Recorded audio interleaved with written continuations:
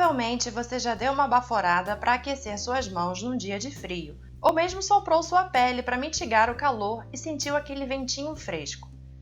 Por conhecimento prático, você sabe que o sopro é frio e o bafo é quente, mas você já parou e se perguntou por quê?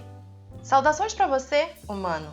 Para quem não conhece o canal, este é a Curiosidade que não matou o gato, onde trago um pouco de conhecimento útil e inútil baseado nas perguntas mais curiosas que rondam a nossa cabeça. Então já vai deixando aquele like e a sua inscrição no canal, e se você também é curioso, vem comigo descobrir hoje por que o sopro é frio e o bafo é quente.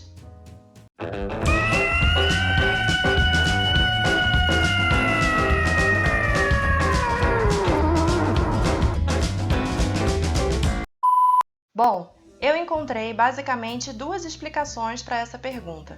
Então vamos explorar a primeira resposta. Explicação 1. Para entender o que ocorre nessa primeira explicação, temos que entender alguns conceitos físicos, que eu chamarei aqui de fatores. Fator 1. Temperatura. Na física, a temperatura é a grandeza que caracteriza o estado térmico de um corpo ou sistema, sendo medida pelo grau de agitação das moléculas que compõem esse corpo ou esse sistema. Toda movimentação de um corpo qualquer gera energia cinética. A energia cinética depende tanto da massa quanto da velocidade do corpo, sendo diretamente proporcional a ambas, ou seja, quanto maior for a massa ou a velocidade, maior será a quantidade de energia cinética produzida. Desta maneira, podemos inferir que um corpo que apresenta suas moléculas em alta movimentação, isto é, muito agitadas, terá também uma alta energia cinética e, portanto, uma alta temperatura, sendo considerado um corpo quente. Já caso o corpo tenha suas moléculas em baixa agitação, terá baixa energia cinética, baixa temperatura e, assim, será considerado frio. Quando dois corpos ou sistemas são colocados em contato um com o outro, caso eles estejam em temperaturas diferentes, ocorrerá a transmissão de energia na forma de calor. Essa transmissão espontânea de calor geralmente ocorre de forma lenta e se dá do corpo ou sistema mais quente para o mais frio, e quando ambos atingem a mesma temperatura, diz-se que estão em equilíbrio térmico e o calor para de fluir. Dá-se o nome de calor sensível àquele calor envolvido em variações de temperatura de um corpo ou sistema, enquanto que o calor latente está envolvido em mudanças de estado físico do corpo ou sistema. Assim, temos, simplificadamente, que quanto maior a quantidade de calor recebida, maior o aumento da temperatura sofrido, e vice-versa.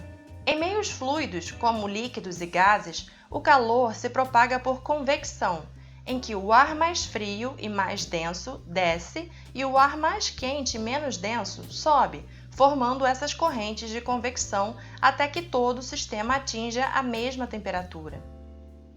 Quando encontra-se fora do corpo, o ar, que é uma mistura de gases, está na temperatura ambiente, a qual geralmente é menor do que a temperatura interna do corpo humano, que em condições normais varia em torno dos 36,5 graus Celsius a 37 graus Celsius. O ar inspirado é aquecido inicialmente pelo nariz, devido ao calor da circulação de sangue dos diversos vasos sanguíneos presentes na região, e permanece aquecido pela circulação de sangue durante sua passagem pela traqueia e pelos brônquios e bronquíolos, já no pulmão. Quanto mais tempo o ar ficar nos pulmões, mais próximo à temperatura corporal ele estará. Desta forma, ao sair da boca, tanto o bafo quanto o sopro vão estar mais quentes e, na verdade, vão ter a mesma temperatura. Então você pode se perguntar, mas se eles têm a mesma temperatura quando saem pela boca, por que quando sopramos sentimos o ar mais gelado? Vamos então à explicação dos outros fatores. Fator 2. Troca de energia do gás. Geralmente, associamos a variação de temperatura somente com o ganho ou a perda de calor.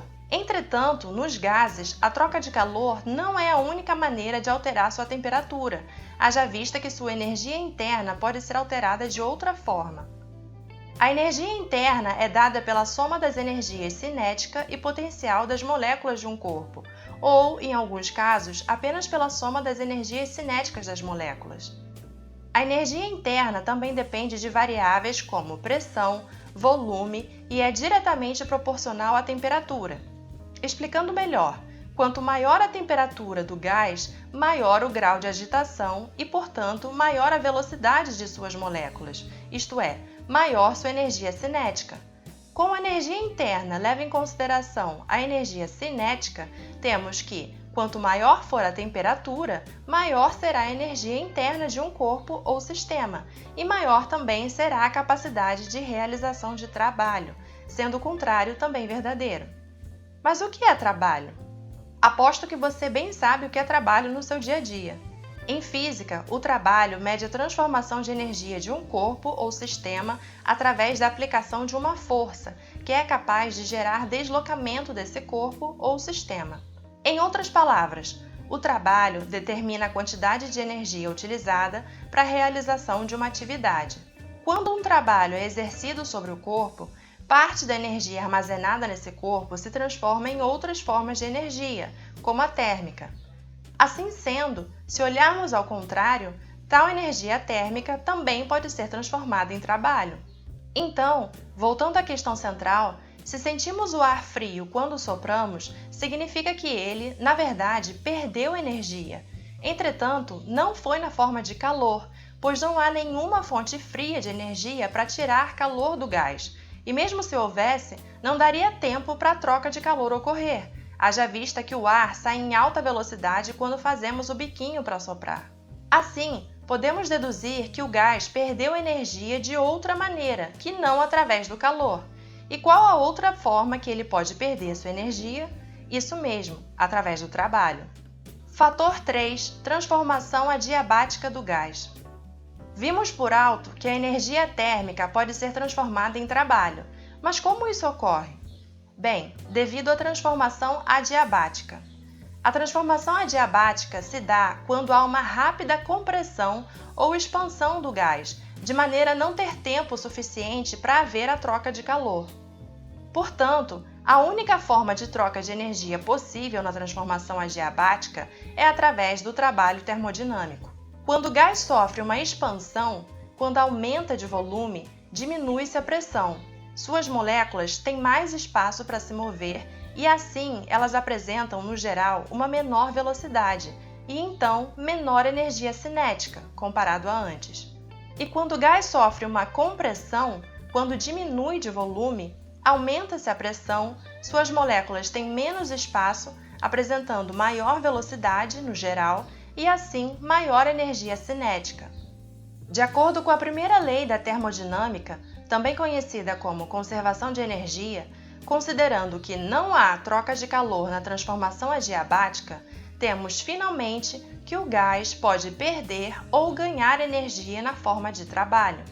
Portanto, enfim, relembrando agora a relação entre todos os fatores, temos que, quando sopramos, o ar aquecido pelo nosso corpo, ao sair do biquinho que fazemos com a boca, sofre expansão adiabática, resultando numa perda de energia na forma de trabalho e numa menor energia cinética, e por isso, numa menor energia interna, e assim, numa menor temperatura, ou seja, sentimos o ar mais frio que quando apenas soltamos ele numa baforada, já que o formato que a nossa boca fica quando soltamos o bafo faz com que não haja tamanha variação de seu volume e nem de sua temperatura, como no sopro.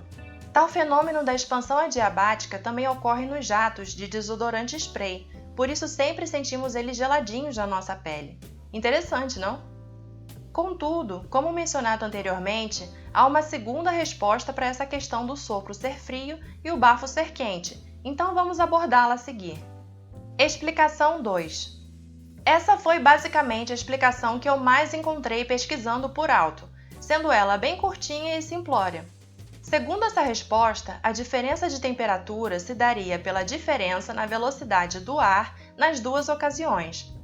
Quando sopramos, o ar sai em alta velocidade, ocasionando o deslocamento das moléculas de ar no local atingido pelo sopro, de maneira a criar uma zona de baixa pressão. Assim, outras moléculas de ar do ambiente tenderiam a ocupar essa zona de baixa pressão criada, E como o ar encontra-se geralmente em temperatura menor que a do nosso corpo, teríamos então a sensação de resfriamento na região atingida.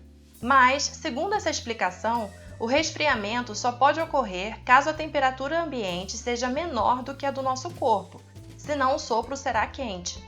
Já com o bafo, seria o contrário. Quando damos uma baforada, o ar sai em baixa velocidade e assim não ocasiona a criação da zona de baixa pressão no local. Então, a única coisa que ocorreria seria a mistura das moléculas mais aquecidas do bafo, por vir de dentro do corpo, com as moléculas de ar em torno da região atingida, dando a sensação de aquecimento da área. Particularmente, analisando isoladamente, eu prefiro a explicação 1 do que essa daqui, porque eu acho ela mais completa. Entretanto, avaliando o todo, talvez uma explicação complemente a outra, haja vista que a primeira resposta foca mais no que ocorre com o ar quando expiramos e a segunda foca no que ocorre na região atingida por esse ar. Enfim, eu achei todo esse rolê muito interessante. E você? Bem, humanos, essa foi a explicação de por que diachos o sopro é frio e o bafo é quente.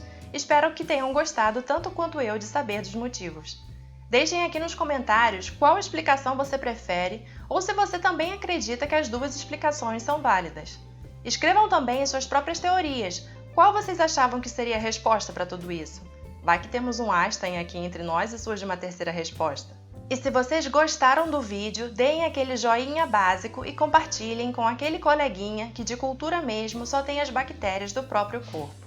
Se inscreva no canal para mais curiosidades que não mataram o gato e que com certeza não matarão você também.